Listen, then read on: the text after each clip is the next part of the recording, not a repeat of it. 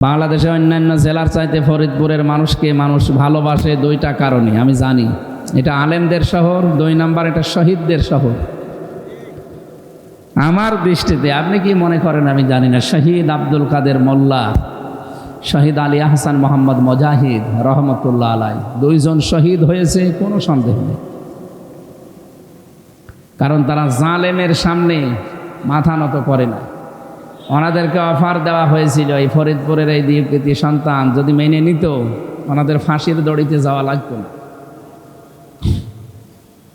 আব্দুল কাদের মোল্লা উনি বারবার বলছিলেন যে আমি কিন্তু ওই কসাই কাদের না, আমি সারা জীবন বাম রাজনীতি করলাম, আমি ছাত্র ইউনিয়ন করতাম ঢাকা বিশ্ববিদ্যালয়ে, আর আপনারা এই জামাত ইসলাম করার কারণে আজ আমারে রাজাকার বলে ফাঁসি দিচ্ছেন, কিয়ামতে আপনাদের সাথে দেখা হবে।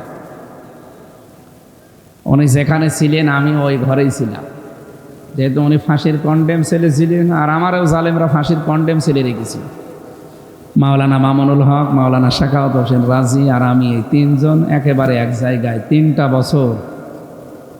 মামুন সাহেব বহু উপকার করেছে আমার জীবনে, বিশেষ করে এই 3 বছর অনেক শ্রম দিয়েছে আমার পেছনে, খাবার দাবারে, অর্থনৈতিকভাবে এবং বুদ্ধি পরামর্শ দিয়ে আমার পরিবারকে।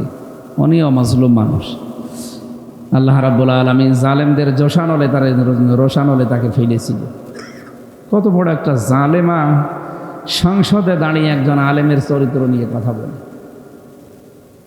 আপনার চরিত্র ঠিক আছে?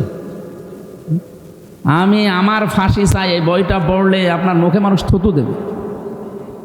কেউ যদি আমার ফাঁসি চাই এই বইটা পড়ে, তা তো আপনার নিজের লোক লিখেছে, বীর মুক্তিযোদ্ধা কি মতিয়ার রহমান রেন্টু, এই লোকটা যা লিখেছে সত্যি যদি ওইভাবে আপনার জীবন চলে থাকে তা আপনি আর মানুষের তালিকায় নেই, পশু অত নীতি নামেন। আমি পুরাপুরি জীবন, আমি মেজর ডালিম বলছি, এই বইগুলো আমার এই 6টা বই বেরিয়েছে। পোড়াটা এতদিন তো বাজেয়াপ্ত ছিল, সব বেরিয়ে গেছে। পোড়াটা আমি পড়ে দেখেছি, মানুষ এত নিচে নামে। আর আপনি একজন আলেমের নাম নিয়ে, তার স্ত্রী, বৈধ স্ত্রীর নাম নিয়ে সংসদে জাতির সামনে একটা মিথ্যা প্রপাগান্ডা চালালেন।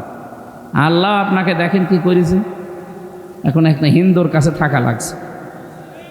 স্বামী স্ত্রীর সম্পর্ক বলতেন এতদিন, এখন যান যার কাছে গেছেন তার সাথে তো বিয়ে করাও যায়, কারণ ও দাদা তো ফুল হাতা আর আমরা হাফ হাতা না। ফুল হাতার সাথে হাফ হাতা যায়, আর দাদার এখন যা বয়স, এই বয়সে যদি মুসলমানি দেওয়া লাগে, কে মুসলমানি দেবে? পাকা ভাম, বুড়ো ভামের কোনো মুসলমানি কেউ দিতে পারবে? লজ্জা শরম ত্যাগ করে কেউ যদি কাটেও তব চোখ বন্ধ করে কাটা লাগবে। আগা কাটতে দিয়ে গোড়া কেটে দিয়েছে, কারণ মুসলমানের 7 জীবনের মতো মিটে যাবে। মেয়েটা গেছে, অন্তত যেভাবে আছে ওইভাবে থাক। আর যদি আপনাদের সহ্যের বাইরে চলে যায় যে আপনাদেরও জ্বালাচ্ছে, তাহলে আমাদের মেয়ে আমাদের কাছে দেন, আমরা আল্লাহর কাছে পাঠিয়ে দিই। কারণ উনি যা করেছে বেঁচে থাকার মতো আর কায়দা নেই। 275টা অলরেডি মামলা হয়েছে, এটা মার্ডার মামলা। এখন যে জল্লাদ আছে ইলিয়াস, এই শাহজাহান জল্লাদের পরে এই লোকটা মাত্র একটা মার্ডার করেছিল জীবনে, তাও বাইরের লোক না, নিজের বউকে। ওই খালি ঘ্যানর করতো, ওর মাকে বোনকে কিছু দিলেই দেখতে পারতো না। বলছে একদিন একটু সংশোধন করার জন্য 1 থাপ্পড় দিলাম, ও ছাতা মরে গেছে। হ্যাঁ, একদম মরে গেছে। হ্যাঁ, ওর মা বাবা মামলা দিল, এই যে আমি 30 বছর জেল খাটতেছি। এখন ফাঁসি দেয়, একটা ফাঁসি দিলে 4 মাস করে মাপ। এই জন্য ফাঁসির দায়িত্ব নিয়েছে। তো এই লোকটা একটা মার্ডার করে যদি ওর 30 বছর জেল খাটা লাগে, ও ফাঁসির আসামি ছিল, এখন যাবজ্জীবন এসেছে, 30 বছর খাটা লাগবে জেল একটা ফাঁসি, একটা মার্ডার মামলায়। আর এনার নামে মার্ডার মামলা কত, তাও তো একেবারে চোখে দেখা। আর হেফাজতের ওইটা যদি ধরেন তো কয়েক হাজার হয়ে যাবে।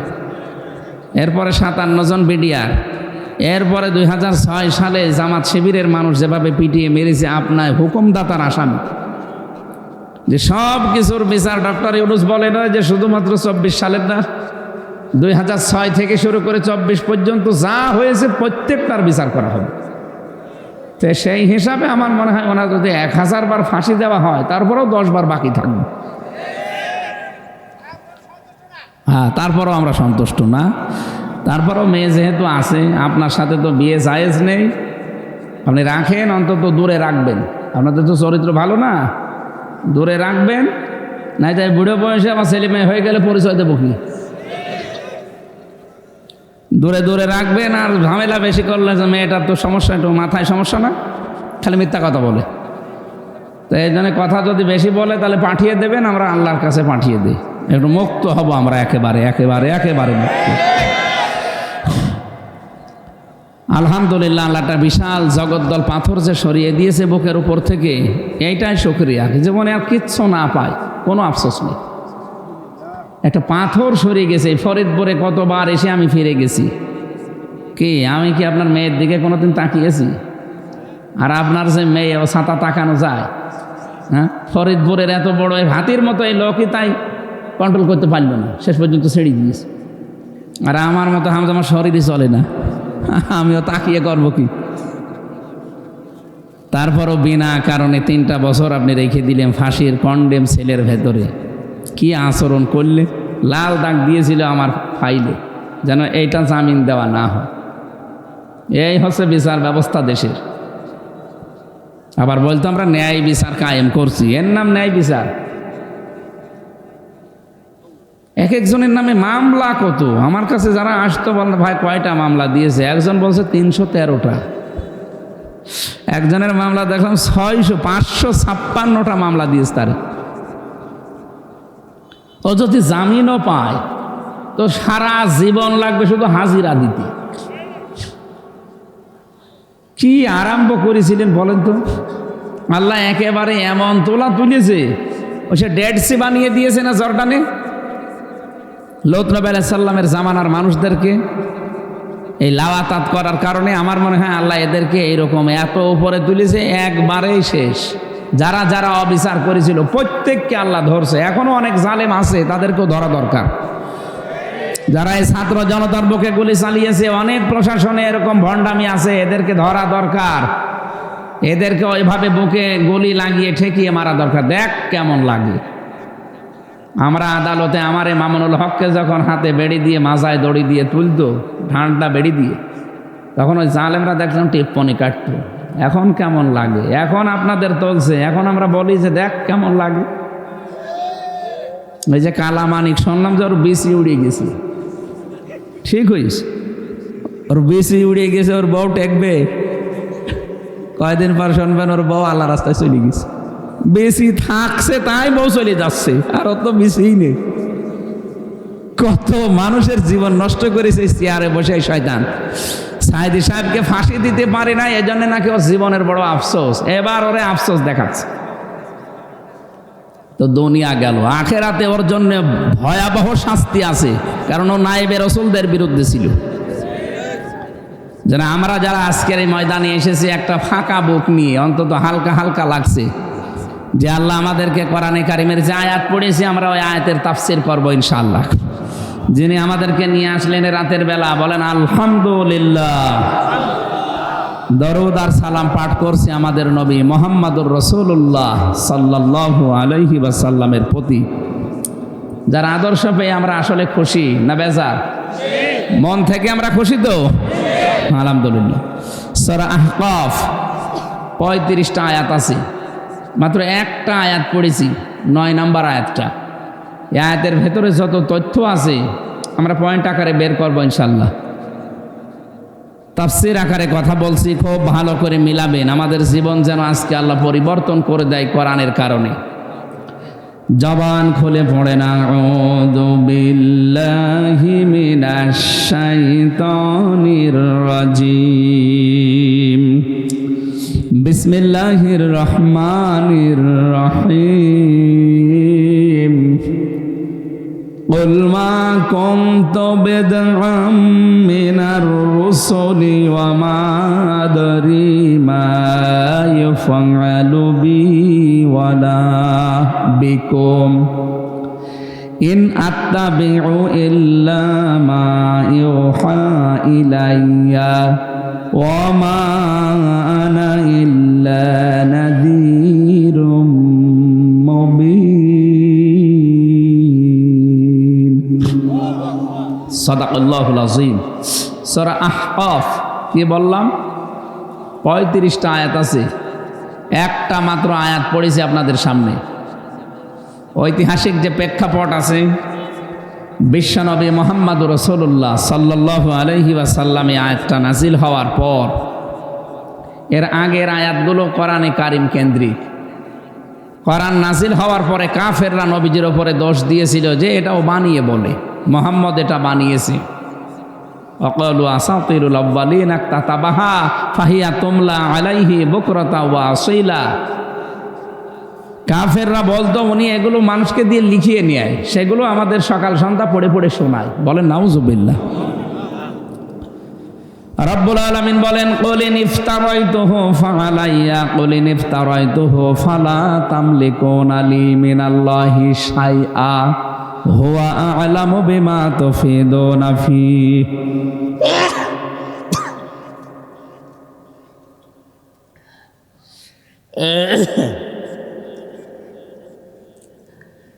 আল্লাহ রাব্বুল আলামিন বলেন নবী আপনি বলুন, আমি যদি এগুলো বানিয়ে বলতাম তোমাদের সামনে, তাহলে আল্লাহর কাছ থেকে আমাকে বাঁচানোর মতো কারো ক্ষমতা ছিল না।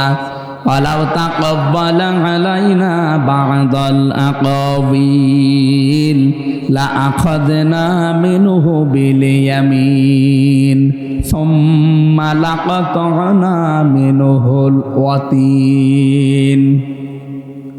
44, 45, 46 নাম্বার আয়াত সূরা হাক্কাতের। রব্বুল আলামিন বলেন আমি যে কোরআনে কারিম নবীজির কাছে দিয়েছি, আমার নবী যদি নিজের কোনো কথা এর ভেতরে আমার নামে চালিয়ে দিত, আমি নিজে আমার ডান হাত দিয়ে নবীজিকে চেপে ধরতাম আর তার কণ্ঠনালী কেটে ফেলে দিতাম। এখানে বাংলা অর্থ একটা বিভিন্ন তাফসিরে হয়তো ভুল মিস্টেক আছে, ভুল বলবো না, মিস্টেক হয়ে গেছে। লা আখাযনা, এখানে আলেম আছে অনেক। লা আখাযনা মিনহু বিল ইয়ামিন, আল্লাহ বলেন অবশ্যই আমি ধরতাম মিনহু তাকে, বিল ইয়ামিন বি মানে দ্বারা, দিয়ে কর্তৃক, ইয়ামিন মানে ডাইন হাত। এখানে ফাইল সরাসরি কে? কর্তা আল্লাহ নিজে। আল্লাহ বলেন আমি ধরতাম আমার ডান হাত দিয়ে, নবীর ডান হাত ধরতাম, এ কথা এখানে নেই, কিন্তু বাংলায় এটা লেখা আছে। এই জন্য যারা পড়বেন, আমরা মনে হয় সামনে যারা সিলেবাসভুক্ত আলেম তারা ভুল করে, চিন্তা ভাবনা করে পড়বেন। মাওলানা মামুনুল হক হাফিজাহুল্লাহ জেলখানার ভেতরে আমি ওনার কাছে এটা জিজ্ঞাসা করি, এর আগে আমি জানতাম, ওনার কাছে আরও ক্লিয়ার হয়েছিলাম। ওনার কাছে পুরা আরবি গ্রামার আমি আবার ঝালাই করেছিলাম ভেতরে, যে পুরাটা একেবারে সেই কায়দা নিজামুন সাহেব থেকে শুরু করে কাফিয়া পর্যন্ত, এগুলোই তো গ্রামারের কিতাব, সরে জামি পর্যন্ত, কাফিয়া পর্যন্ত ওনার কাছে আমি একেবারে সিলেবাস করে করে, কেন কাজ নেই কাম নেই, 24 ঘন্টা তালা মারা, কী করবো। ওনারে পেয়েছিলাম আর মাওলানা সাখাওয়াত হোসেন রাজি হাফিজাহুল্লাহ, দুইজনেই ভালো, আরবি গ্রামারে অনেক দক্ষ। আমিও কওমি মাদ্রাসায় পড়েছিলাম, কিন্তু আমি ভুলে গিয়েছিলাম। আলিয়া মাদ্রাসা এবং বিশ্ববিদ্যালয়ে যাবার পরে এদিকে আর টান ছিল না, ওই দুনিয়াবি লাইনে পড়তে গিয়ে এগুলো অনেক হারিয়ে ফেলেছিলাম। পরে এই 3টা বছরে পুরা ঝালাই করে একেবারে আয়নার মতো করে নিয়েছি। আলহামদুলিল্লাহ আমার ভালো হয়েছে, কিন্তু কষ্টও হয়েছে। ভালো হয়েছে আলহামদুলিল্লাহ। এই যে লা আখাযনা, আলেমরা একটু চিন্তা ভাবনা করে পড়তে পারেন না? ওনাদের পড়া আমাদের পড়া তো একটু পার্থক্য হওয়া দরকার। আল্লাহ বলেন আমি ধরতাম, নবীর হাত না, আমি নিজের হাত দিয়ে ধরতাম, বিল ইয়ামিন, আমার ডান হাত দিয়ে ধরতাম। বলেন তো ডান হাতে আল্লাহ নাম না দিয়ে যদি বিশিমাল দিতে, যে আমি বাম হাত দিয়ে ধরতাম, আল্লাহর বাম হাতে শক্তি নেই। বাম হাতে থাপ্পড় খেয়েছেন আল্লাহ, সোনামি আসে না মাঝে মাঝে, এক থাপ্পড়ে 2 লাখ 2.5 লাখ সব দুনিয়া থেকে বিদায় করে দেয়। তাহলে আল্লাহর ডান হাতেও শক্তি আছে, বাম হাতেও আছে, না নেই? ডান হাতের নাম দিলেন কেন? ডান হাতের নাম দিয়েছেন এই কারণে যে আমরা সচরাচর যে উদাহরণ দিলে বুঝি ভালো, আপনি দেখবেন কোরআনে আল্লাহ ওই রকম উদাহরণ বেশি দিয়েছেন। আমরা যেহেতু জানি যে কোনো জিনিস শক্ত করে ধরতে হলে বাম হাত না ডান হাত দিয়ে ধরা লাগে, যদিও আল্লাহ দুই হাতেই শক্তি আছে। আল্লাহ বলেন আমি ডান হাতটার কথা দিলাম, মানুষ যেন সহজে বোঝে যে আমি ডান হাত দিয়ে তার মানে শক্ত করে ধরতাম। লা আখাযনা মিনহু বিল ইয়ামিন, আমার ডান হাত দিয়ে নবীকে আমি চেপে ধরতাম। সুম্মা লাকাতানা মিনহুল ওয়াতিন, এবং যেটা দিয়ে কথা বলে ওই কণ্ঠনালে আমি কেটে ফেলে দিতাম। ফামা মিনকুম মিন আহাদিন আনহু হাজিজিন, কেউ নেই আমার কাছ থেকে নবীকে বাঁচানোর কোনো ক্ষমতা কারণে। এত বড় কঠিন কথা আল্লাহ কোরআনের ব্যাপারে দিলেন, আর তোমরা বানিয়ে বানিয়ে আমার নামে এই কথাগুলো চালাও যে আমি তোমাদের বানিয়ে শোনাই, আমাকে কেউ লিখে দেয়। হুয়া আ'লামু বিমা তুফিদুনা ফি, যেগুলো বলছো বানিয়ে এটা সবচাইতে ভালো জানে আমার আল্লাহ। কাফা বিহি শাহিদাম বাইনি ওয়া বাইনাকুম ওয়া হুয়াল গফুরুর রহিম, তোমাদের জন্য আমাদের মাঝে দুইজনের মাঝে সাক্ষী হিসাবে যথেষ্ট আমার আল্লাহ। আল্লাহর পরিচয় আল্লাহ দুইটা এখানে দিয়েছেন, আল্লাহ একদিকে গফুর আর একদিকে রহিম। এই কথাগুলো বলতে বলতে এই যে পরের আয়াত যেটা, এটা কোনো আয়াতের তাফসির করতে হলে আগের আয়াত পরের আয়াতের সাথে রিলেটেড কি আছে, সম্পর্ক কি আছে, এটা আস্তে করে টাচ দেওয়া লাগে। আমি একটু দিলাম, তাহলে এটা কোরআন কেন্দ্রিক। কোরআনে কারিম নাসিল হলেই উনি যেহেতু প্রচার করতেন, কাফেররা এই কথা তুলেছিল যে আপনি বানিয়ে বলেন, কারোর কাছ থেকে লিখে নিয়েছেন। আল্লাহ রাব্বুল আলামিন বলেন নবী আপনি এখন বলুন ওদেরকে, কুল মা কুনতু বিদআম মিনার রাসূলি ওয়া মা আদরি মা ইয়াফআলু বি ওয়ালা বিকুম, আমি তোমাদের কাছে কোনো নতুন রাসূল না, আমার পূর্বে বহু নবী রাসূল এই দুনিয়াতে এসেছিল, আল্লাহর ওহী নিয়েই তারা এসেছে। কারণ নবী আর রাসূল হওয়ার জন্য তিনটা গুণ থাকা লাগবে। কয়টা? এক নম্বরে তার উন্নত চরিত্র হওয়া লাগবে, দুই নম্বরে তাকে আল্লাহ কম বেশি কিছু মুজিজা দেবে, তিন নম্বরে তার কাছে আল্লাহ ওহী পাঠাবে। পৃথিবীতে যত নবী রাসূল আল্লাহ পাঠিয়েছেন প্রত্যেকের কাছে এই তিনটা জিনিস ছিল। কথা বলেন না কেন? আমাদের নবী মুহাম্মদুর রাসূলুল্লাহকে আল্লাহ কম বেশি মুজিজা দিয়েছেন। 3000 মুজিজার কথা আমরা জানি তার জীবনে। সর্বশ্রেষ্ঠ মুজিজার নাম হচ্ছে কোরআনে কারীম। শুধু এতটুকুই না, পৃথিবীর উন্নত চরিত্র আল্লাহ তাকে দিয়েছিলেন। এ দুনিয়ায় এমন কোনো মানুষ নেই, এমন কোনো দিক আর বিভাগ নেই যে দিক বিভাগে গেলে আপনি রাসূলের চরিত্র পাবেন না। কেউ যদি বলে আমি নানা, আমার নানা হিসাবে কেমন হওয়া লাগবে, নবীজি নিজে নানা হয়ে দেখিয়েছেন। বলেন, কোন মানুষ যদি বলে স্বামী হিসাবে আমি কি করব, নবীজি নিজে দেখিয়েছেন যে স্বামী হিসাবে কেমন থাকা লাগে। কোন মানুষ যদি বলে আমি একজন শ্রমিক, শ্রমিক হিসাবে কি করা লাগবে, নবীজি নিজে শ্রম দিয়েও দেখিয়েছেন। পৃথিবীর এমন কোনো দিক বিভাগ নেই। কেউ যদি বলে রাষ্ট্রপতি, নবী 10 বছর নিজে রাষ্ট্রপতি ছিলেন।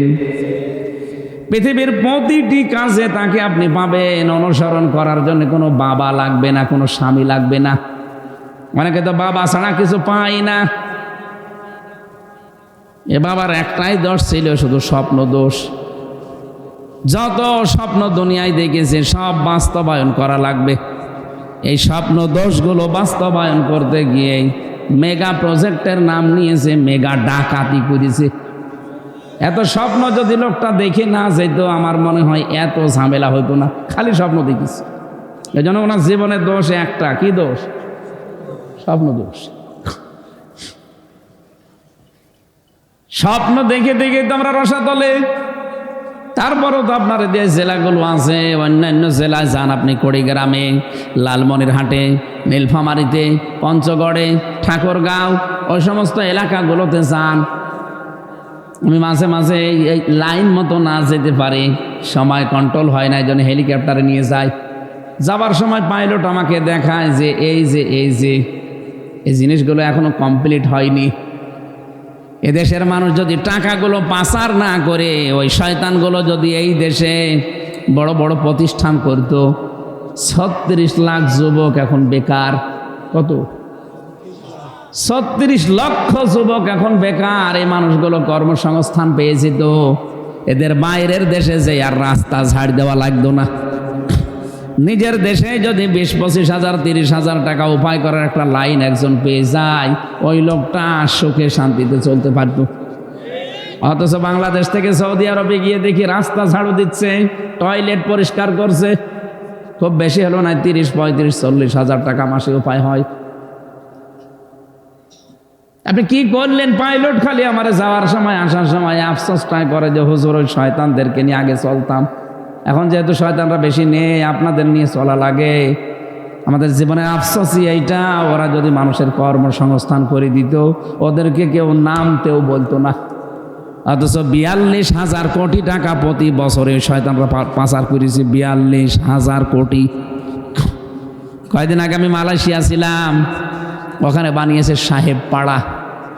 কানাডায় তো বানিয়েছে বেগম পাড়া, ওইটা সাহেব পাড়া, কিন্তু তালা লাগানো, সব কেউ থাকে না ভয়তে। আমি স্বাধীনের পরে গিয়েছিলাম,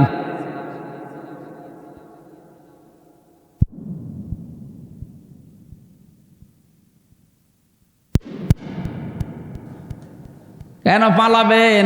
ওই যে ঘর আছে সাহেব পাড়ায়, থাকেন না? না, ওখানে যে মায়ের খাবো। এই দেশে বাংলাদেশের মানুষ আছে, যদি দেখে যে ওই ঘরে আমি আছি, আমরা পিটিয়ে লাশ বানিয়ে ফেলবে। কি করলেন? টাকাগুলো নিয়ে এসে এখন কাজ কারবারেও লাগাতে পারেন না, ভোগও করতে পারেন না, নিজের মাতৃভূমিতেও থাকতে পারলেন না।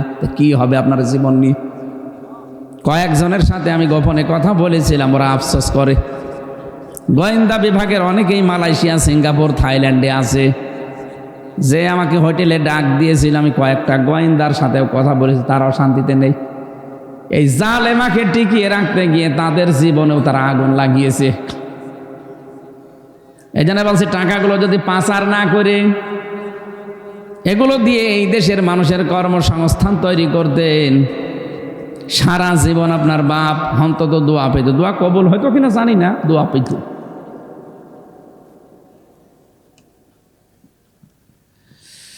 ফরিদপুরবাসী, আপনাদের একটু টান আছে বেশি, এই জন্য তো বেশি বলাও যাচ্ছে না। আমার গাড়ি আবার ভেঙে দেবেন না?